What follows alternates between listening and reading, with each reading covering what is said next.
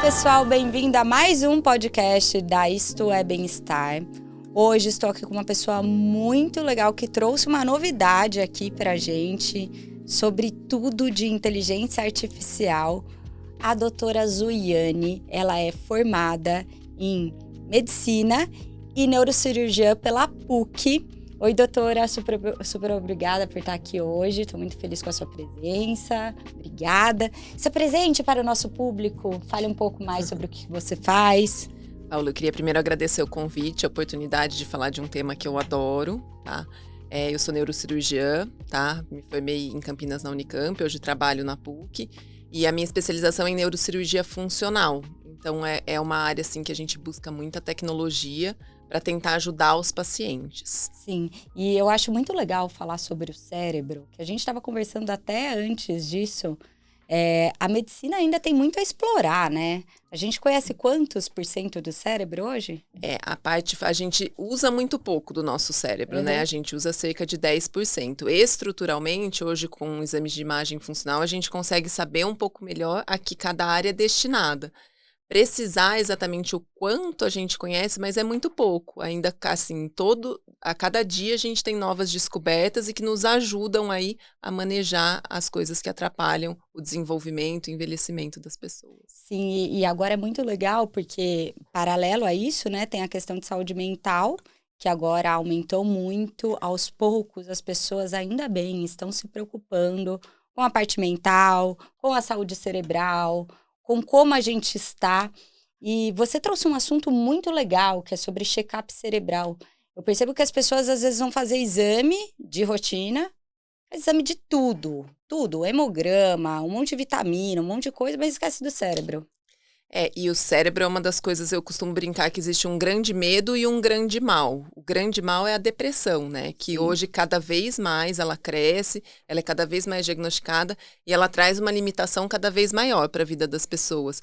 E o grande medo, tem um estudo publicado no Brasil em 2020, que 80% da população tem medo de ter algum quadro demencial, de ter uma demência. Sim. Então, eu acho que, assim, ainda não é uma coisa cultural, mas é muito importante que o check-up cerebral passe a ser feito do ponto de vista populacional, porque quanto antes a gente detecta, a gente consegue prevenir e até intervir na história natural de algumas doenças. Então, o check-up cardiológico, ele tem, por exemplo, qual é o intuito? De prevenir um infarto ou alguma coisa assim. O check-up neurológico tem exatamente o intuito de prevenir e até remediar de maneira precoce aquelas pessoas que têm um risco aumentado de ter um declínio cognitivo, desenvolver um quadro demencial ao longo da vida. Mas só que se a pessoa ela tem uma predisposição, por exemplo, até algum quadro de demência, dá para evitar ou ela vai demorar um pouco mais para ter? Depende muito do que a gente tem. O primeiro fator de risco é a história familiar. Se a gente for falar da doença de Alzheimer, por exemplo, que é mais da metade dos casos diagnosticados de demência são doença de Alzheimer, ela é a mais prevalente. Então, se a gente for falar dela, depende muito de histórico familiar antecedente, se a gente tem algum parente de primeiro grau que tem a doença de Alzheimer, e segundo, estilo de vida. Então, depende muito da fase que a gente detecta as alterações, o fator de risco. Se eu tenho um fator de risco muito grande, assim, nos testes que a gente faz, isso é uma coisa de alto risco. Se eu tenho imagens positivas e exames genéticos positivos, muito provavelmente eu não vou conseguir evitar o desenvolvimento e o aparecimento de alguns sintomas, mas eu posso retardar e eu posso fazer com que esses sintomas sejam mais amenos, que eles não venham de maneira tão abrupta e que sejam manejados de uma maneira mais suave. E você me traz um processo, um equipamento, né? Seria um equipamento, um programa, um software? Uma plataforma. Uma plataforma de inteligência artificial, muito legal. E eu acho muito legal trazer para conhecimento mesmo, porque quando a gente traz essas novidades de mercado, inclusive pensando em saúde e o que a gente pode facilitar a vida da pessoa, que foi isso que você falou, quanto a já fazer alguns exames e conduções na própria consulta e poder acertar, ser mais assertivo naquele diagnóstico e também facilitar a vida daquela pessoa e tudo mais. E você me trouxe um exame muito legal, eu gostaria que você falasse um pouco sobre esse exame, sobre essa plataforma, como que é feito, que a gente vai mostrar aqui, eu fiz, meu Deus do céu. As pessoas se surpreendem quando fazem. Antigamente, ainda assim, na maioria dos consultórios, o que a gente tem de recurso, a gente fazia uma avaliação clínica. E como neurocirurgiã, 80% dos meus pacientes vêm com uma queixa. Eu imagino assim, para o neurologista clínico, para o geriatra, por exemplo, deve ser muito mais frequente. Eu tô esquecida. Eu não lembro das coisas. Por exemplo, eu não lembro onde eu deixei as coisas antes de sair de casa. Me falam uma coisa, daqui 5 minutos eu pergunto de novo a mesma coisa. Essa é a principal queixa? É muito, muito comum. Assim, os pacientes que vão por qualquer problema no consultório, assim, com dor nas costas, com doença de Parkinson, qualquer problema que vá no consultório, 80% tem uma queixa e tem uma segunda queixa que é: eu estou esquecida. E até pouco tempo atrás, eu vou falar da minha rotina, o que é que a gente tinha de recurso? Eu fazia uma triagem clínica, uma entrevista com o paciente, exames. Se eu detectasse algum sinal de alerta, eu tinha que encaminhar esse paciente, para um exame de imagem de ressonância, que já é um custo alto, seja para a operadora, para o convênio ou para o próprio paciente, tá? E para um exame neuropsicológico, além dos exames de sangue de triagem que a gente costuma fazer. Então, eu tinha um custo muito elevado para, desse N muito grande, achar aqueles pacientes que realmente tinham risco e que eu precisava intervir. Tá? E, geralmente, quando a queixa do paciente vem, é porque tem alguma coisa ali que já está errada nos casos que tem risco de desenvolver demência. Sim. Hoje, o que é que eu consigo fazer? E todo esse processo era agendar um exame que, além de caro, é demorado para se fazer, é desconfortável, que é a ressonância. A avaliação neuropsicológica, são poucos profissionais ainda no Brasil que fazem.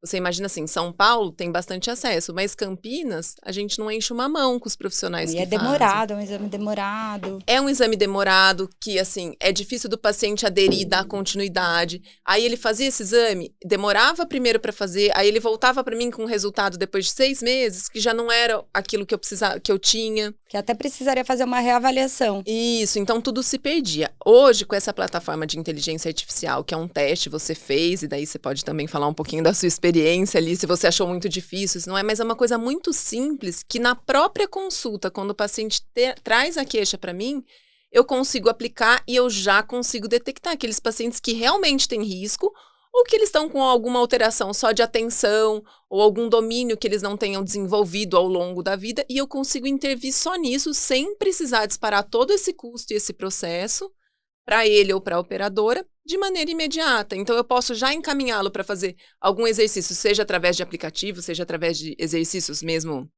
manuais, alguma atividade. Atividade de leitura ajuda muito a gente nessa reabilitação. Então, eu acho que a grande vantagem desse aplicativo é ele é muito acessível do ponto de vista, já está no consultório, eu já faço, eu já dou direcionamento, eu já ajudo aquele paciente e eu consigo triar. Ele é um exame de triagem para a gente saber, olha, esse paciente eu preciso intervir, esses pacientes eu não preciso intervir. Sim.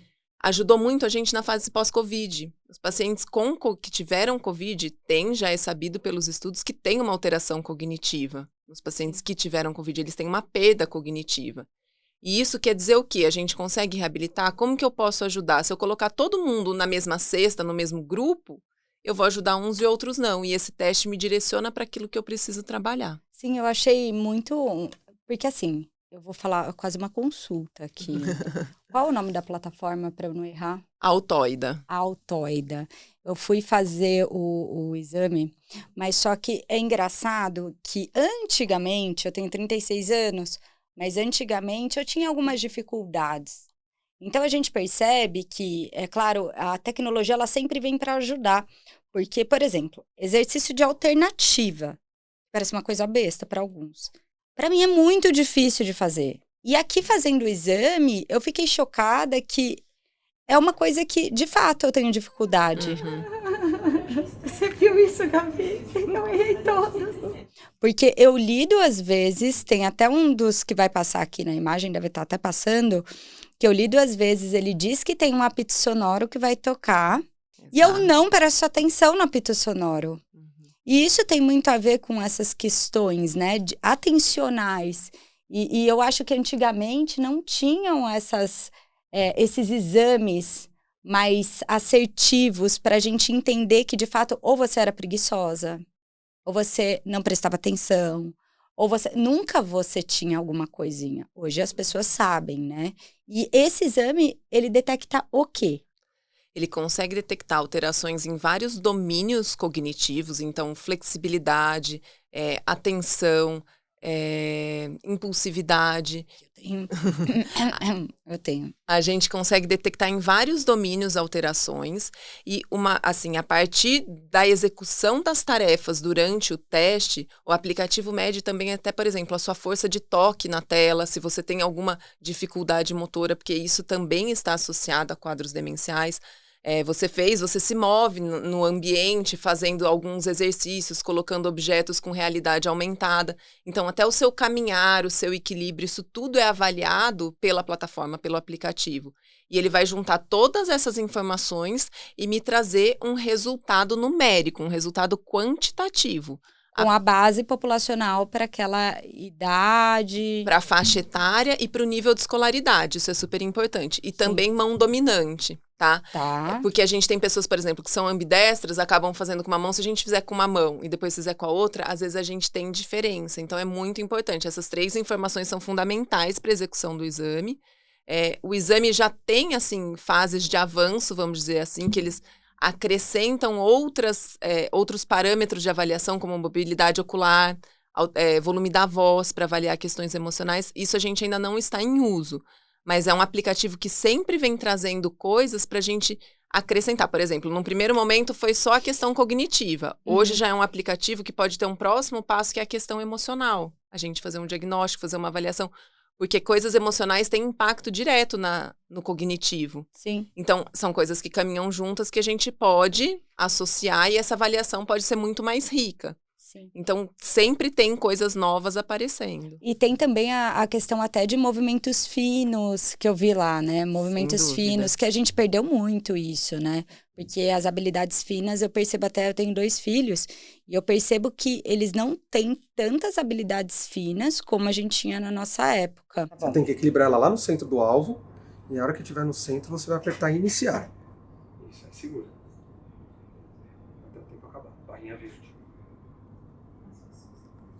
Perfeito. Engraçado, hoje as crianças pegam o tablet e já passam a virar, assim. Você dá um álbum de foto na mão deles, eles não conseguem virar como um livro. Eu não estava fazendo assim no álbum de foto? Eu falei assim, meu Deus do céu, tô muito... Então, são habilidades que se perderam, mas que tem formas da gente resgatar. Então, o objetivo do teste é exatamente isso. Quanto maior a minha reserva cognitiva, menor a minha chance de desenvolver uma doença. Ah, mas e se eu tiver uma carga genética desfavorável, se eu já não tiver um hábito de vida saudável? Você vai desenvolver, mas assim, a pessoa que treinou a questão mental, leitura, eu falei e volto a repetir, é muito importante nesse sentido, ela tem uma chance de manifestar de uma maneira mais suave, ela tendo uma reserva maior, isso vai aparecer lá na frente e o que aparece não é limitante. Pensa numa pessoa, por exemplo, que não consegue andar. Vamos fazer uma analogia bem simples aqui. Uma pessoa que sofreu um acidente, por exemplo, e quebrou uma perna. Sim. Ela vai ter uma dificuldade para andar. Ela vai ter que ficar, por exemplo, 6 meses na cadeira de rodas. A hora que ela voltar, quem era sedentário, não tinha massa muscular, não tinha nada, vai ter uma dificuldade muito maior de voltar a andar.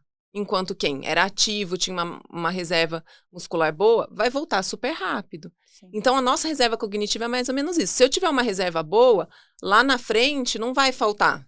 Entendeu? Porque eu precisar. Se eu não tiver nenhuma reserva, o pouco que eu perder já vai me fazer falta. Sim, e até isso eu percebo que algumas pessoas, elas não têm um envelhecimento cronológico na idade biológico, como que eu vou dizer? Seria isso, né? E há um envelhecimento mental e cognitivo muito acelerado, né? Isso de fato acontece. Isso de fato acontece, pode ser um quadro patológico, uma doença, como a doença de Alzheimer, por exemplo, mas pode ser relacionada a estilo de vida, por exemplo. Você vê pessoas assim que de repente você viu a pessoa faz 1 ano, naquele ano ela passou por um estresse muito grande, você vê ela 1 ano depois, parece que ela envelheceu 5, 6 anos. Então isso tudo tem a ver com processos oxidativos do nosso organismo e tudo que acontece no organismo afeta também o cérebro.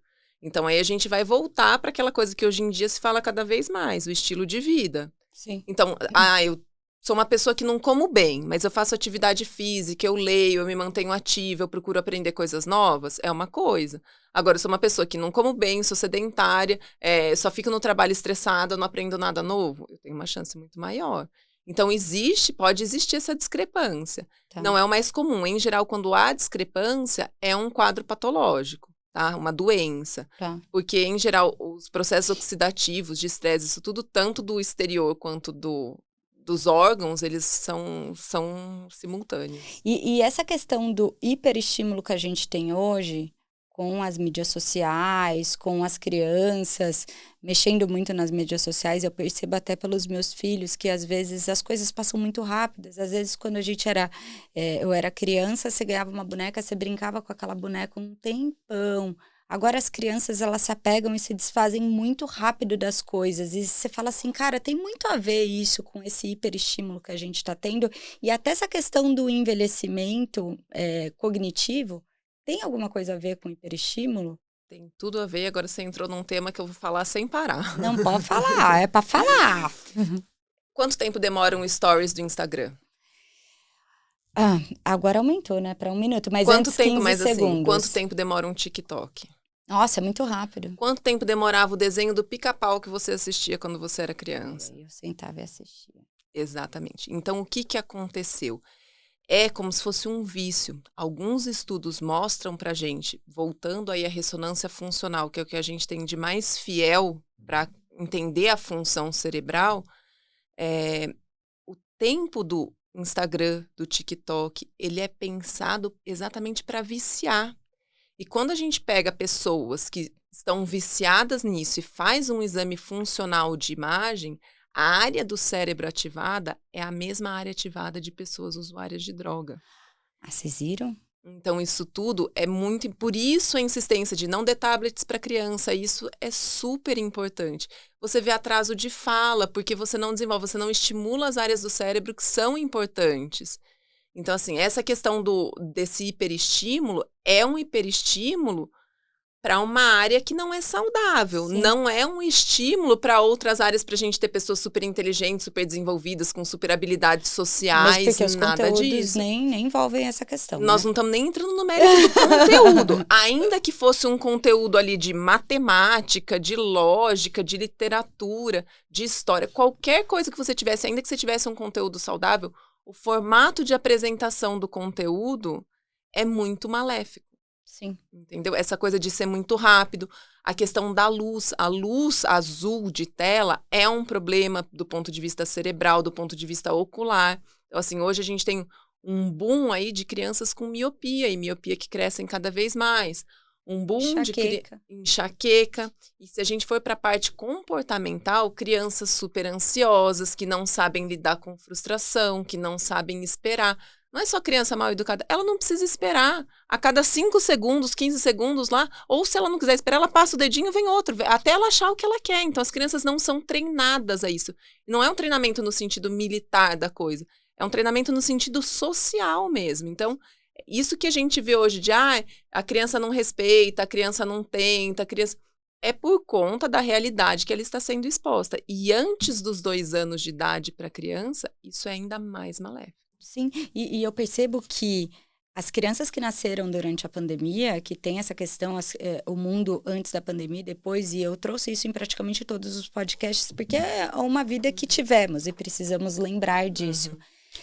Eu até, doutora, foi uma questão que eu tive, que eu ligava e falava assim, gente, para a escola, meu filho, ele fica das 7 da manhã a 1h da tarde, em frente a uma tela, o professor tá fingindo que tá dando aula, a criança fingindo que tá aprendendo, os pais fingindo que tá tudo bem, e o coitado do médico não parava de ligar, porque a criança tinha dor de cabeça, extremamente irritada, não aprendeu absolutamente nada, e eu acho que o prejuízo a gente tá vendo agora, né, doutora, com relação a isso. É uma criança muito insegura e uma vez discutindo isso com uma amiga que é até médica, ela me falou o seguinte... Ela tem um filho que na pandemia tinha 7 anos, já tinha se alfabetizado. E uma filha que estava indo de 4 para 5, começando a fase de alfabetização. E essa criança de 5 anos foi alfabetizada virtualmente, pelo tablet. Ela percebe, assim, primeiro, segundo filho, a gente respeita as diferenças individuais, mas é absurdo, assim, o quanto essa criança hoje só quer fazer tudo pelo tablet e o outro tem outras habilidades, gosta de brincar, gosta de fazer exercício. E não é só dessa amiga, eu vejo muito isso no consultório, essa queixa. É completamente diferente as crianças que viveram isso, e não foi só nesse período, tá? Não o problema não é só a dor de cabeça, tudo o que aconteceu ali naquele período da educação virtual. O problema é agora, porque essas crianças que nessa fase foram acostumadas, é muito mais difícil hoje você tirar.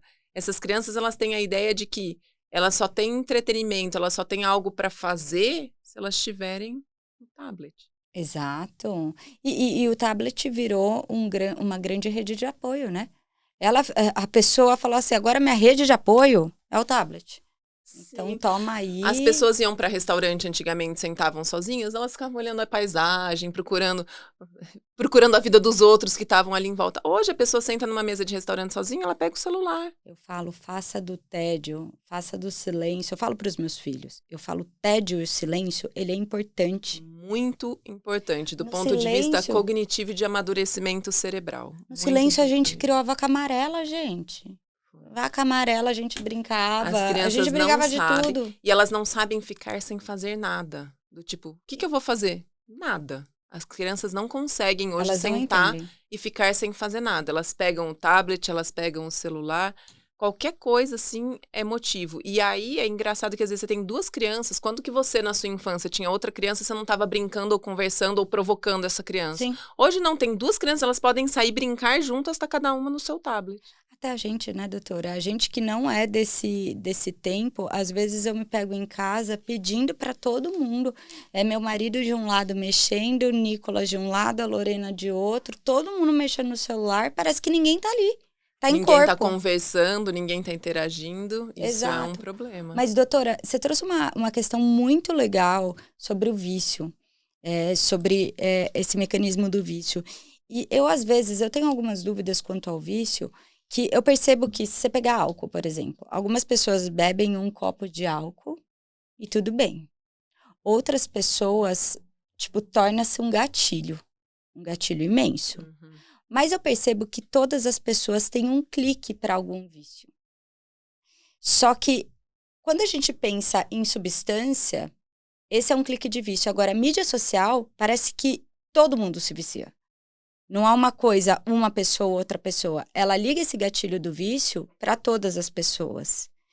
E por que isso acontece? A questão do vício. Porque umas pessoas, elas se viciam mais e outras menos. E por que essa relação com a mídia social, ela é tão viciante? A primeira parte eu consigo te responder. Existe uma relação genética do vício. Então, por exemplo, você vai ser uma usuária de drogas? Se você tiver uma predisposição genética, você só experimentar pode ser um problema. Se você não tiver, você pode usar uma, você pode usar 2 vezes e você vai conseguir parar. Você não vai viciar. Isso tudo depende do ambiente. Por exemplo, recentemente, a questão de menos de 3 meses, saiu um estudo mostrando que a obesidade é uma questão genética.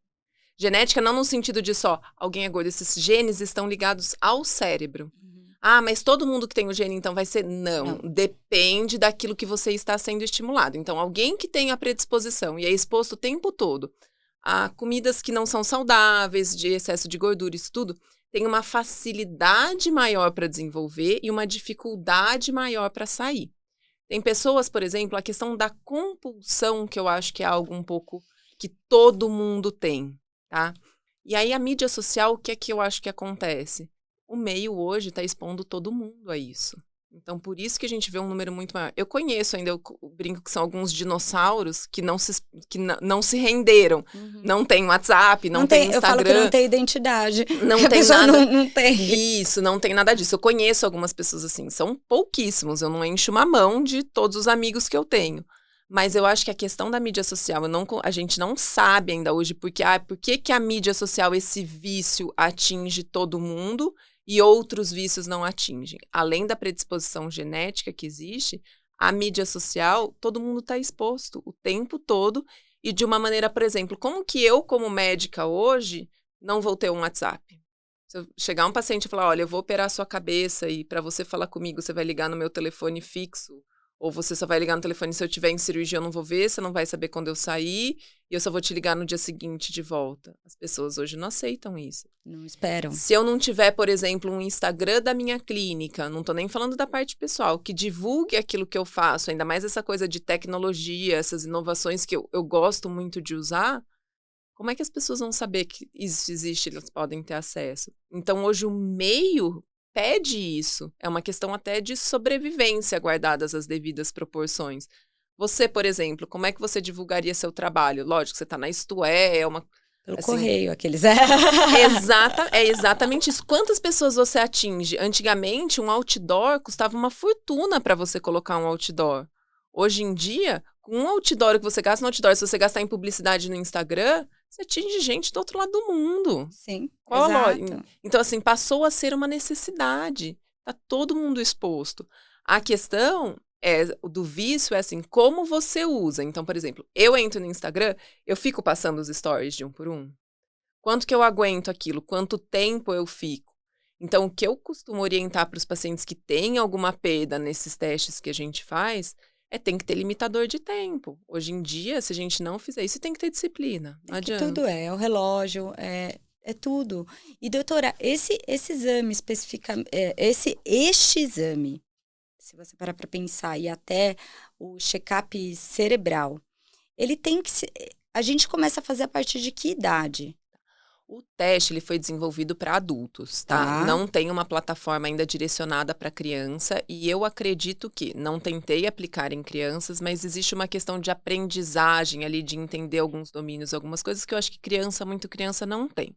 Tá. Não vejo por que aplicar numa população muito jovem, tá? A menos que tenha um fator de risco familiar muito grande, mas se a gente for considerar a partir dos 18 anos, ele pode ser aplicado. O que é que eu recomendo no consultório? Como não é uma coisa cultural, ainda não existe uma recomendação, é uma coisa muito nova esse teste. São alguns lugares no Brasil que tem, tá? E do ponto de vista mundial, também ainda ele cresce cada vez mais, mas não é uma coisa estabelecida como é um teste cardiológico, por exemplo, de rotina. Então, a gente não tem uma padronização, um protocolo ali do ponto de vista governamental que diga, olha, é importante fazer, faça, como a gente recomenda que mulher faça mamografia a partir dos 40 anos, Exato. que se faça um check-up cardiológico a partir dos 40. Então, esses mesmo 40 anos, para mim, são um número mágico. Eu recomendo, a partir dos 40 anos no consultório, que os pacientes façam uma vez ao ano. Por quê? Se ele não tiver nenhuma alteração, ótimo, fantástico, eu tenho um ponto de partida. Porque nas questões cognitivas, mais do que eu fazer um diagnóstico, o que me importa é a evolução disso. Exato. E se ele tiver alguma alteração, dificilmente aos 40 anos a gente detecta um risco muito grande para desenvolver um quadro demencial, uma doença de Alzheimer. A paciente mais jovem que eu tive, que eu detectei, foi com 58 anos, tá? Nos testes. Mas aos 40 anos eu já consigo saber, eu consigo intervir e eu consigo preparar esse paciente para ter uma reserva maior. Eu ainda tenho tempo de fazer isso. Se eu fizer aos 70 anos, o que eu vou ganhar de reserva num paciente só de 70 anos? Ou a hora que ele já tem uma queixa, isso daí é muito menos efetivo. Então, a partir dos 40, eu recomendo que faça uma vez ao ano. Se tiver perda em algum domínio, como você viu, você teve lá um que você não foi tão bem na flexibilidade, eu consigo trabalhar isso de uma maneira menos maçante, que sobrecarregue menos o paciente. Eu consigo incluir isso na rotina dele, essa reabilitação. E quando eu repito, ele vê que ele melhorou tanto no teste, às vezes eu nem preciso fazer, porque ele já chega me falando que na rotina dele ele tá melhor também, naquele domínio. Então, eu acho importante documentar. Então, eu recomendo a partir dos 40 anos fazer uma vez ao ano, tá? E quando tem alteração e a gente faz alguma intervenção, não estou falando do risco de demência, alteração nos domínios, e a gente faz alguma intervenção, eu repito depois de 6 meses. Tá? Alteração mais grave, que está próximo do risco de demência, eu repito depois de 3 meses da intervenção. Tá? E teve risco de demência, daí esse paciente já segue um outro caminho, que é de tratamento e melhora do diagnóstico com exames de imagem, definição aí do plano terapêutico. E na sua prática clínica, com esse exame, você já teve pacientes, uma análise sua, tá? Não pesquisa, de pessoas antes do Covid e pós-Covid, como que elas ficaram? Você tem esse comparativo? Esse comparativo é interessante, tanto no pré-Covid e pós-Covid, quanto no pré-cirúrgico e pós-cirúrgico de neurocirurgia. A gente vê, por exemplo, o pré e pós-Covid, os pacientes... Era uma queixa muito frequente, a perda cognitiva, o esquecimento, né? Porque, assim, o paciente associa a perda cognitiva só a esquecer as coisas. Até ele não assintomático. Isso, ele não entende que tem outras coisas ali que estão envolvidas, como a questão motora, por isso que o teste é bem completo. Mas 100% dos pacientes que souberam ter Covid iam para o consultório e falaram: estou esquecida, estou ruim. E a partir do momento que a gente aplica o teste, foram poucos que eu tinha feito antes do Covid, tá? Eu ainda não tinha essa plataforma no começo da pandemia. Mas tem pacientes que tiveram Covid recentemente que eu tinha feito antes e a gente repetiu o teste depois. Tem perda, sim, tá? A gente consegue identificar a perda. Não chega a ser uma perda que leva o paciente para o risco de demência, mas são perdas significativas em alguns domínios, tá? E esses pacientes foram para reabilitação e se recuperaram. E quais tipos de reabilitação para esses pacientes você costuma fazer? Em geral, a gente tem várias opções, mas hoje em dia, aplicativos, tá, de treinamento de memória e a gente consegue direcionar para cada domínio, ou uma reabilitação com neuropsicólogas também, que fazem atendimentos, fazem exercícios direcionados. Tem alguns programas que são feitos em grupos, que são até de instituições aí que são direcionadas para esse tipo de reabilitação. E eu volto a insistir, leitura, atividade física e alimentação. Essas 3 coisas são pilares, assim, que se a gente tem pacientes que não tem condição de pagar por uma reabilitação, um aplicativo que seja um pouco mais caro, essas 3 coisas têm um impacto muito significativo na parte cognitiva. E quando você fala dessa questão, quais os exercícios mentais que a gente pode passar para uma população que está vindo, tá? Eu começar já a incluir na vida do meu filho, para ele ter essa reserva, porque é importante, né? Agora a gente falando com relação à reserva cognitiva, para mim é super importante, que eu falo que eu comecei a ficar mais esquecida de uns tempos para cá. Eu acho que isso é um relato muito comum. Você falou que no seu consultório todo mundo, né, tá esquecido. Tem a questão do Covid, talvez não diagnosticado, tem a questão do ritmo que a gente vive, dessa questão realmente das mídias sociais. A gente deixa de aprender. Antes eu não sabia todos os telefones de cor. É verdade, eu não sei o telefone de ninguém mais. Você não sabe mais, porque você não usa. Quando a gente não usa, o cérebro fica preguiçoso mesmo. É igual a atividade física. Quando a gente não faz, dá cada vez mais preguiça de não fazer. Quando volta a fazer, vai ficando mais gostoso e o cérebro vai querendo mais. Então, do ponto de vista de estímulo, o que é que a gente pode fazer para ter reserva? É sempre estar aprendendo coisas novas. Tá. Então, por exemplo, aprender uma língua nova, aprender uma atividade nova. Atividades manuais são super válidas, tá? Leitura, sempre lendo um livro novo, porque o que acontece? A gente estimula as áreas de imaginação, que são um feedback muito importante na parte cognitiva. Então, isso tudo é super importante. Exercícios, por exemplo, específicos, palavra cruzada, aquele de número, sudoku, super importante. Isso tudo ajuda muito. Jogo da memória. Jogo da memória, jogos de tabuleiro são super legais. Então, qualquer coisa que a gente saia da tela hoje de atividade é uma reserva que a gente ganha. Porque eu percebo, esse negócio eu me condicionei a ler um livro por semana. E eu tô fazendo isso. Mas você sabe uma coisa que eu percebi? Às vezes parece que minha cabeça tá tão cheia. Você não acompanha o livro.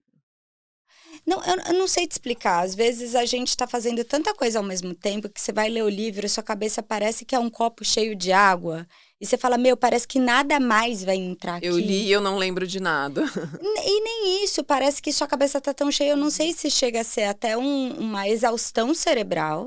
É tanto estímulo que você vai dando, é tanta coisa. É curso pela internet, é canal do YouTube, é corte de podcast, é leitura, é não sei o que lá. Isso também não pode ser um excesso de estímulo? É um excesso de informação, sim, mas mais uma vez aquele estímulo ligado à tela azul e a informações muito rápidas. Ah, entendi. Eu fiz, eu mesma, uma experiência uma vez, que eu tirei o Instagram do meu celular durante 1 mês. Ai, eu adoraria fazer isso. E tô usando o Instagram porque, assim, é o que mais se usa hoje de rede social. Eu era outra pessoa depois de 1 mês. Sem fazer teste, sem nada. Eu me sentia melhor, eu dava muito mais conta de lembrar de fazer as coisas. Então, assim, é uma coisa que a gente precisa começar a discutir. Pensar a longo prazo o que vai acontecer com tudo isso. E principalmente quem vive de mídia social, hoje praticamente todo mundo, a mídia social o tempo todo é um trabalho. E eu falo que eles te prendem a um trabalho de certa forma. Eu comecei na mídia social em 2012, imagine isso. 2012. Aí logo que eu entrei, o troço começou a crescer. Aí você fala assim, meu Deus, o negócio tá crescendo. Aí você começa a ficar refém daquele crescimento. Você tem que entregar cada vez mais. Você entrega, aí você entrega. Aí o sistema te faz trabalhar para ele. Aí você se torna escrava, que você tá trabalhando de graça para o sistema, porque ele tá ganhando. E agora você tem que trabalhar dobrado e ainda tem que pagar para trabalhar. Porque você tem que investir na plataforma. E você fala assim, meu Deus, agora eu sou totalmente escrava desse sistema. Para você Surreal. investir, você crescer ali dentro, você precisa saber o que está acontecendo ali dentro. Então, você também está acompanhando e você não pode deixar de acompanhar. Então, você se torna presa àquele negócio. E isso que você falou de desligar de mídia social, eu acho tão legal. Mas só que ao mesmo tempo, você fala assim, meu, eu dependo disso. Mas é inviável. Eu costumo dizer assim, mas você quer que as crianças não tenham acesso a tablet? Não, gente, não é isso que eu quero. A gente vive num mundo, eu acho que eles precisam usar isso de maneira favorável. Aquele chat GPT. Você já usou? Então, eu usei uma vez, mas eu falei assim, usei para testar, porque como eu sou do Conselho Regional de Educação Física também, eu fui lá e falei assim, vou ver o que o chat GPT faz com treinamento. Aí eu coloquei lá, juro pra você, eu coloquei assim, olá, você não pode, tipo, pedir, você tem que sugerir. Se por um exemplo, uma menina de 36 anos, de tantos quilos, quer emagrecer, me dê um exemplo de um treino. Ele periodiza o treino, mas perfeito. E eu falo que quando o profissional depender disso, ou porque ele é muito... Não depender disso, o profissional ser substituído por isso, é que ele precisa melhorar. Mas só que eu digo mais. Eu acho que a gente não pode deixar de estimular. Eu que escrevo, se eu pegar e colocar meu texto no chat GPT, ele começar a fazer, dali um tempo eu não estou mais escrevendo. Então, o que acontece? É exatamente nesse ponto que eu queria chegar. A inteligência artificial, ela tem que vir para nos ajudar, não para nos atrapalhar. Então, o chat GPT, ele faz realmente essa leitura, ele te entrega uma coisa perfeita. Eu lembro na minha época de ginásio, hoje nem chama ginásio, é ensino fundamental, né? Eu tinha que entregar trabalhos de geografia que eram páginas. Hoje, uma criança chega no aplicativo e fala, escreva uma monografia sobre a Segunda Guerra Mundial, focando no nazismo. Aquilo vai vir pronto. Então, a gente tem que direcionar as crianças para o mundo de hoje. As crianças precisam saber usar isso, elas sabem usar muito melhor do que eu. O problema que existe hoje é que só isso está sendo ensinado e direcionado, não está sendo ensinado as outras coisas. A diferença que faz do ponto de vista cognitivo, se você pegar um idoso em reabilitação cognitiva, por exemplo, ele teve alteração em alguns domínios, e eu tô fazendo. Sabe uma coisa que tem um impacto significativo? Ele fazer letra de mão, ele pegar um caderno e escrever, ele começar a fazer um diário. Então... E não é um diário pelo criar a história do diário, etc. É pelo simples fato da caligrafia. A caligrafia é super importante numa reabilitação. E muita gente não sabe, não entende. Então, assim, eu acho que é um sacrilégio, vamos dizer assim, você não dá um celular para uma criança hoje com 5, com 7 anos. Antes dos 2, gente, não precisa. A criança não sabe nem...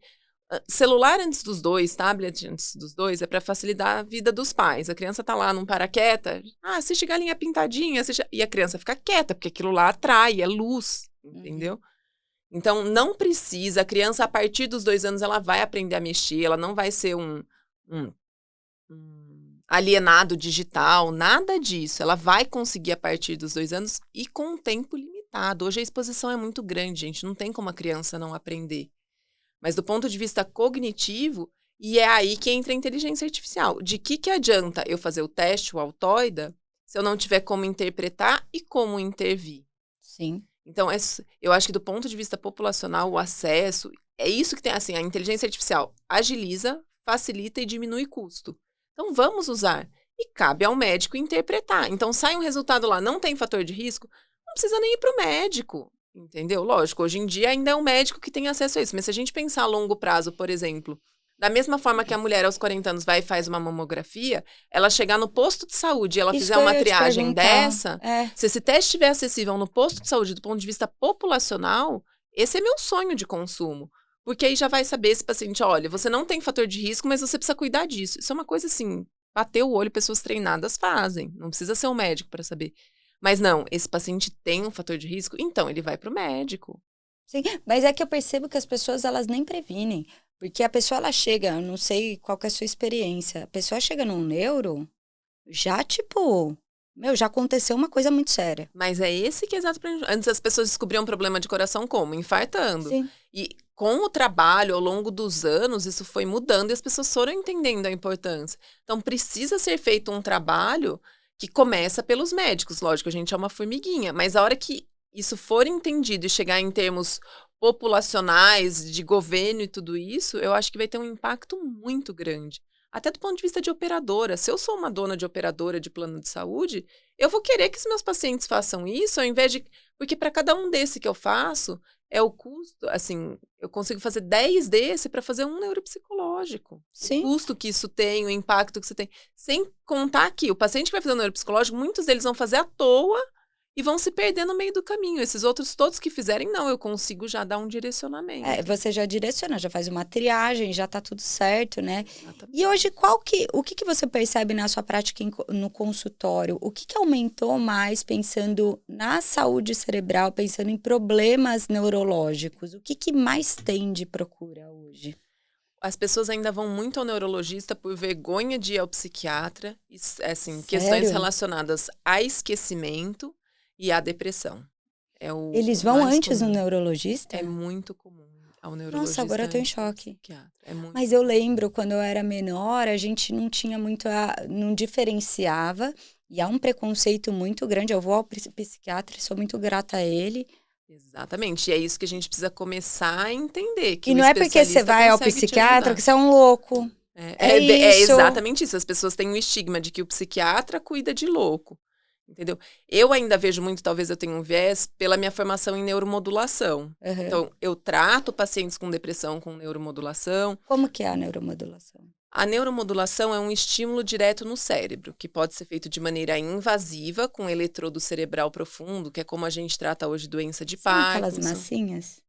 Não, a massinha é para fazer o eletroencefalograma. Beleza, tô A bem, tô bem. invasiva é uma cirurgia mesmo. A gente faz um furo na cabeça e coloca lá dentro um eletrodo, que é como se fosse um marca-passo cardíaco, mas no cérebro. É o marca-passo cerebral, é o que a gente chama de DBS, que é estimulação cerebral profunda, a sigla em inglês. Então, essa é uma das formas, e tem a neuromodulação não invasiva, que hoje o que eu tenho, o que eu trabalho bastante é a estimulação magnética transcraniana. É para tratar o quê? Ou prevenir? Então, a estimulação magnética transcraniana, ela veio para o Brasil e no mundo, ela começou a ser difundida como um tratamento para depressão, porque eu consigo estimular a área do cérebro que está hipoativa, tá? E hoje, com esse novo aplicativo de inteligência artificial, eu tenho até um parâmetro para o paciente ver a melhora dele durante o tratamento. Porque, como eu falei lá atrás, muitos quadros muitos quadros emocionais têm impacto no cognitivo do paciente. Um paciente que está deprimido, ele fica mais esquecido, ele fica apático, ele não dá conta de fazer as tarefas, ele não consegue se concentrar.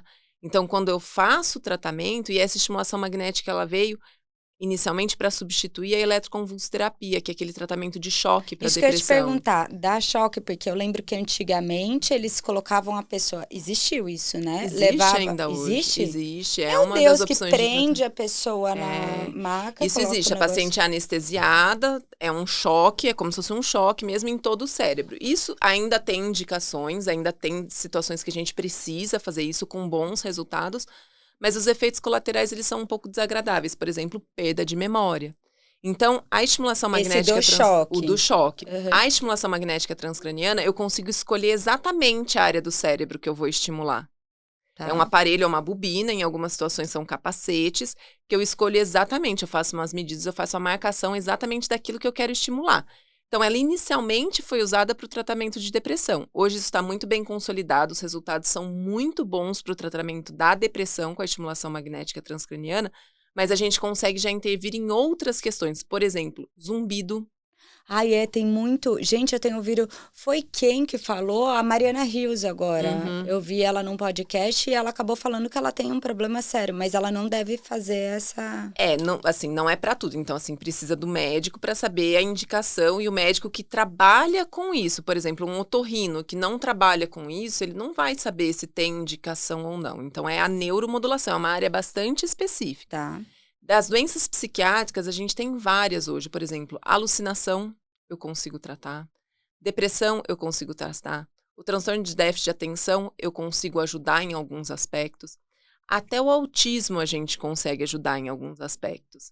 é que o paciente autista é mais difícil de eu conseguir que ele fique na cadeira para fazer a aplicação, que demora cerca de 20 minutos a meia hora. Faz em hospital? Não, no consultório. Mas o não invasivo? O não invasivo. E o invasivo? O invasivo que é o choque, que é esse que precisa anestesiar para tomar o choque. Aí é no hospital. Pode ser hospitalar ou em algumas clínicas que são preparadas para isso. Entendeu? E dói, não?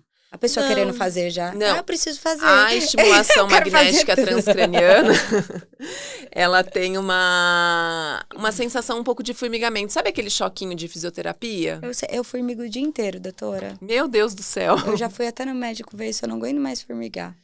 Eu formigo o tempo inteiro. No corpo todo? O lado direito do meu corpo, o tempo inteiro formigando, eu já vivo com as formigas, só falta um tamanduá agora. Entendi, olha só. Mas esse negócio aqui não dói, a eletroestimulação? Não, a estimulação magnética. Desculpa, eletroestimulação, eu falando de academia. Esse daí é aquele de ficar forte rapidinho. Que eu também tenho minhas questões com ele. Não dói. É um pouquinho desconfortável, tá? Mas é muito tolerável, é muito tranquilo. E são sessões? Vamos usar, por exemplo, a depressão como parâmetro. Tá. Cada coisa que a gente vai tratar, depende da área que a gente vai tratar, a gente tem protocolos já mais ou menos estabelecidos e avalia ali cada caso. Mas para depressão, por exemplo, hoje o que a gente recomenda? 30 sessões de tratamento, que a gente chama de indução, que devem ser feitas diariamente. A gente costuma fazer de segunda a sexta. Então, são 6 semanas fazendo de segunda a sexta. Todo dia. Uma sessão que dura em cerca de 20 minutos. Tá. A primeira sessão é um pouco mais demorada, porque a gente coloca uma touca no paciente, eu faço todas as medidas e marco essa touca para nas próximas sessões eu não precisar repetir as medidas. Eu só coloco a touca no lugarzinho e aplico a estimulação no mesmo lugar.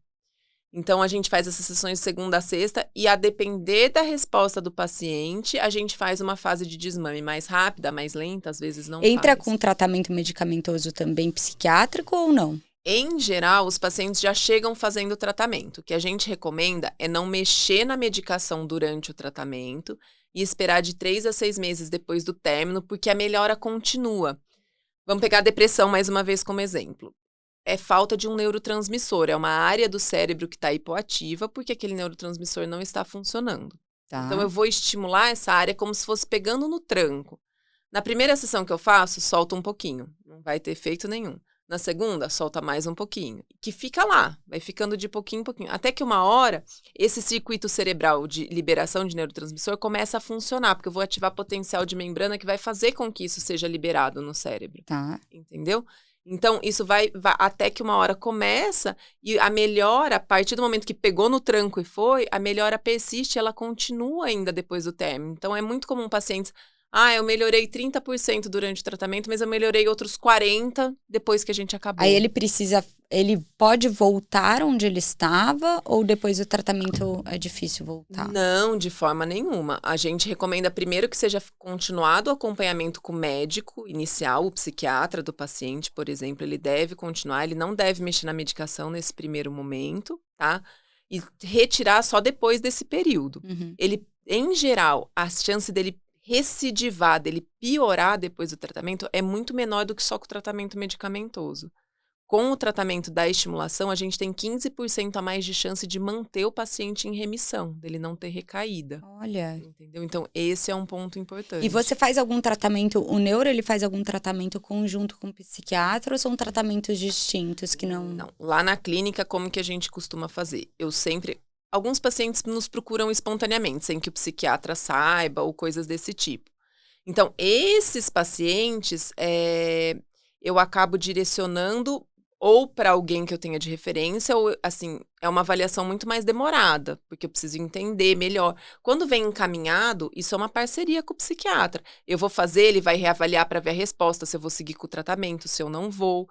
Então, é uma coisa de parceria mesmo. A gente, assim, trabalha junto. E é importante porque o psiquiatra já acompanha aquele paciente há mais tempo. Então, ele tem muito mais informação e muito mais condição de avaliar a resposta do que eu. E pensando agora também, tirando essa parte de saúde mental e emocional, quais outras patologias que chegam bastante no consultório? A gente tem feito cada vez mais para Alzheimer. A gente tem alguns pacientes fazendo com resposta satisfatória, mas isso ainda é o que a gente chama de off-label. Não é uma coisa reconhecida porque não tem estudos suficientes. É mais ou menos baseado em evidência. A gente vê resposta e continua fazendo. A gente tem feito muito depois que apareceu uma reportagem sobre o tema para ataxias. Tem muitos pacientes procurando. Os melhores resultados que a gente tem nesse sentido são para reabilitação pós-AVC. Então, dependendo do local do derrame, do tipo de déficit que o paciente tem, a estimulação ajuda muito ao paciente reabilitar, recuperar aquela função que ele tinha perdido também. Entendeu? Entendi. E para a doença de Parkinson, para algumas questões de marcha, a gente tem feito para recuperar a parte motora, a gente também consegue bons resultados. E na questão do Alzheimer, você notou que aumentou muito nesses últimos tempos, comparado aos anos anteriores? Na verdade, do ponto de vista de procura no consultório e diagnóstico, me assusta, às vezes, a gente fazer diagnóstico em pessoas um pouco mais jovens do que a gente fazia antes. Não sei se por procurar mais cedo, por as pessoas estarem preocupadas, então vem logo que os sintomas começam e antes elas aguentavam mais e iam mais para frente, tá? Eu vejo muito a gente conseguindo fazer diagnóstico em pessoas mais jovens e pessoas ativas ainda. Porque normalmente, é o velhinho que está em casa, que não fazia mais nada, está demenciando. Hoje não, hoje a gente vê populações ativas. Hoje a maioria, antigamente a maioria das pessoas era o familiar que acabava levando o paciente ao médico, né? Ele tá esquecido, ele já não tá falando nada com nada, ele não lembra da gente. Agora não, a pessoa, ela procura por conta. E eu faço aí uma analogia que a gente fala que hoje a AIDS não tem cara. Antes era o grupo homossexual, o grupo de usuários de droga. E eu acho que a grande vantagem do aplicativo da plataforma do Altoida é exatamente essa. Eu consigo triar todo mundo, porque antes era isso que você colocou. A família leva porque tá com dificuldade aqui, dificuldade ali. Hoje, assim, eu consigo pensar nos últimos 6 meses, 3 colegas que a gente fez diagnóstico. Entendi. Entendeu? Então, é uma coisa que hoje não tem... médico, mas médico é tão ativo. Então, assim, não tem mais cara. Eu acho que a grande vantagem e a facilidade de acesso ao aplicativo, à plataforma, é exatamente essa. A gente pode fazer em todo mundo. Não é um custo alto, não é uma coisa que toma tempo, não é uma coisa que é difícil de ser feita. Você fez, é super fácil de usar o aplicativo. É super rápido. Não é aqueles outros testes que demoram 2 horas, você fica super cansado. Às vezes você tem até que parar de fazer e voltar para fazer no outro dia, que você já não tá mais aguentando o teste. Vá para onde você quer colocar a estrela. E aí eu clico? Isso, aproxima. Vá para onde você quer colocar o coração.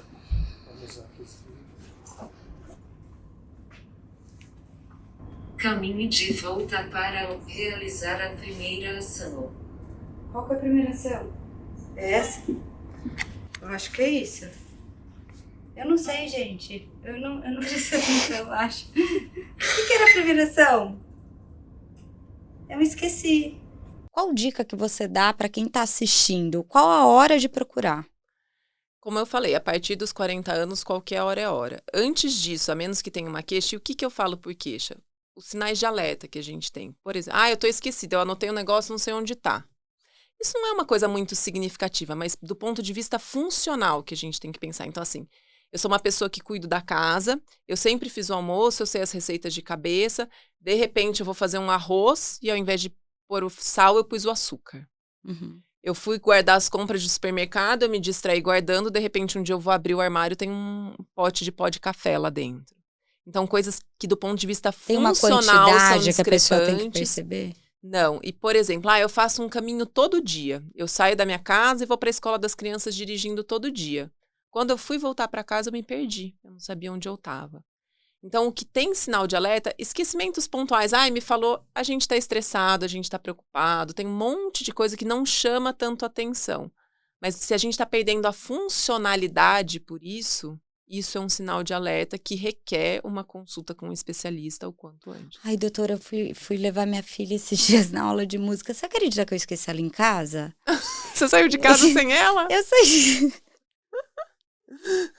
Mas a gente já fez seu teste, você não tem um fator de risco para demência. Você precisa trabalhar alguns pontos. Não, ela vai falando, eu só vou pensando. Tá tudo aqui, bem eu com acho você. que só filmar minha cara, eu tô assim, meu Deus do céu, eu sou muito um horror, doutora. Esses dias eu fiz isso. Foi outro dia que eu fui pra um lugar de carro e voltei de Uber. Aí eu esqueci o carro. É só o Covid, Paola. A gente já fez seu teste, tá tudo bem. A